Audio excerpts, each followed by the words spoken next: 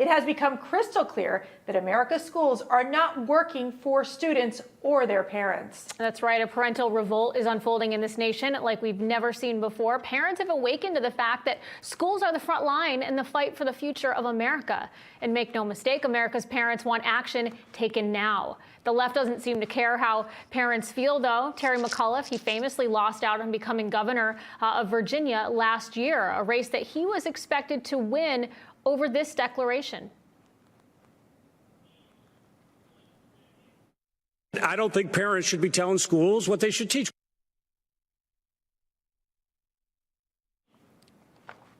Well, the left has felt this way for years, and they don't seem to understand that kids belong to their parents. Students are being held hostage by an outdated school system focused on everything but the children. And Trump's former U.S. Department of Education Secretary, Betsy DeVos, she knows this too well. For years, DeVos remained unflinching in her effort to stand up to the powerful interests who control and benefit from the status quo in education. Now DeVos is telling her side of the story in a brand new book, Hostages No More, The Fight for Education Freedom and the Future of the American Child. Former Secretary of Education under President Trump, Betsy DeVos, joins us now. Secretary, welcome to the program. Thanks so much, Jen. Great to be with you. Well, and listen, we've got a lot to cover with you. We have a lot to cover with you, of course, but first I'd like to get to some news that was breaking today. It's one of the left's biggest pushes towards socialism, talking about student loan forgiveness. There's a new filing in federal court showing that the Biden administration is endorsing a legal argument that federal law provides basis for student loan cancellation through executive action. Secretary, do you think Biden is going to succeed in canceling these student loans? And how does he explain this to a small business owner who perhaps didn't attend college and is now paying for someone else's education, or maybe the person who did pay for their student loans and work hard to pay off their debt? Well, this is a horrible idea, and I think the president, if he attempts to do this, is out of bounds. We don't believe it's legal. It has been opined by both our administration and the Obama administration before, and not to mention the fact that it's not only not legal, but it's not fair. It's not fair to the two out of three Americans who never attended college or didn't take out student loans.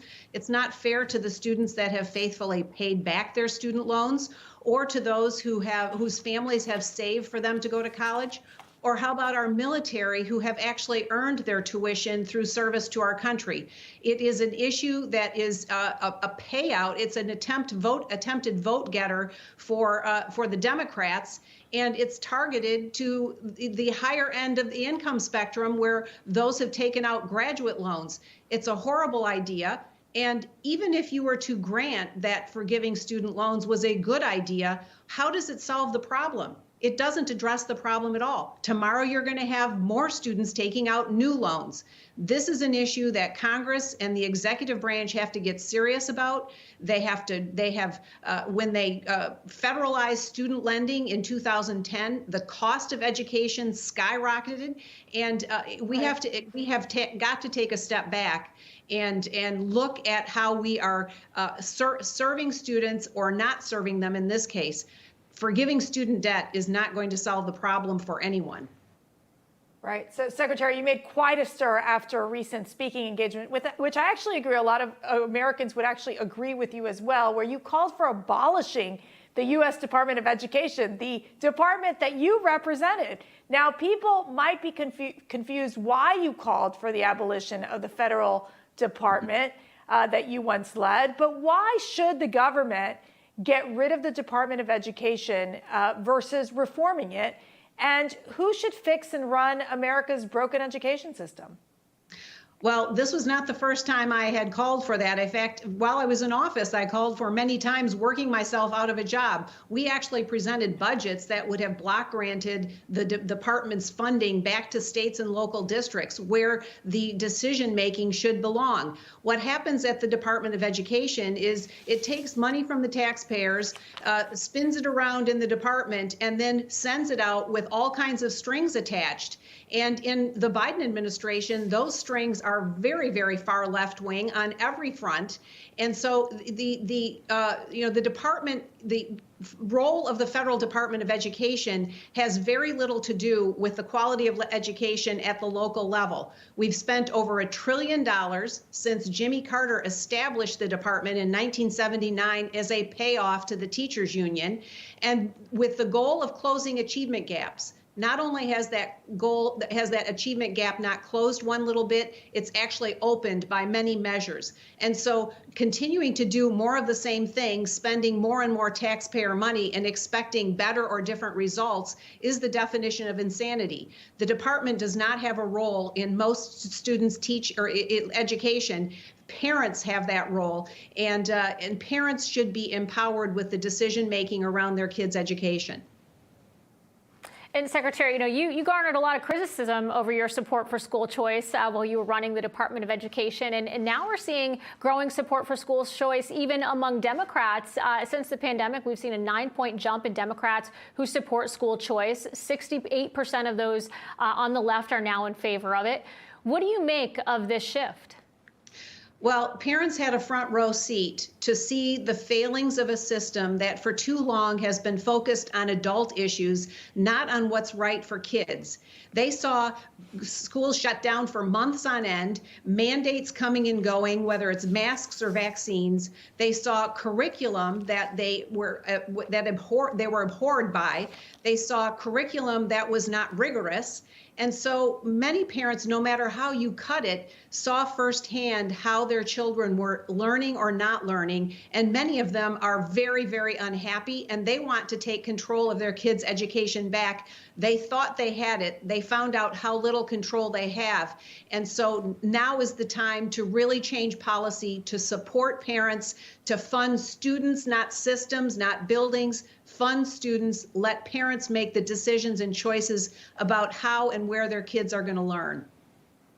I got to tell you, I have these memories of us, Secretary, where you were so strong in pushing for school choice, despite the fact that these teachers' unions tried to stop you time and time again, and these Democrats, and you never gave up that fight for the children and for the families. I do want to talk about Title IX, which we know is also being weaponized by this administration to advance a fringe progressive agenda. We're now seeing biological men, they're competing in women's sports, and we watch as Leah Thomas was actually nominated for NCAA Woman of the Year. How can this concern be explained to make people realize that this woke agenda is actually harmful to girls' sports and is actually destroying equality? Well, if the Biden administration gets their way, essentially women's sports will be decimated. There is no way you can change the biological definition or expand the biological definition of sex to include gender identity and anything else you choose to be on any given day, and then say that women's sports are protected. It is all part of the same law, part of the same rule. And so when this issue was arising during our administration, we continued to raise this issue, but the Biden administration has now taken the very good and solid and strong rule that we went through the process of implementing, and that guaranteed due process protections that protected women, that protected the equal opportunity for men and women to compete in their respective sports. This proposed rule that they're trying to push through is ultimately going to decimate that. And I hope that all of the listeners will weigh into this. It's a public comment period now. We have got to speak up and say this is simply not acceptable.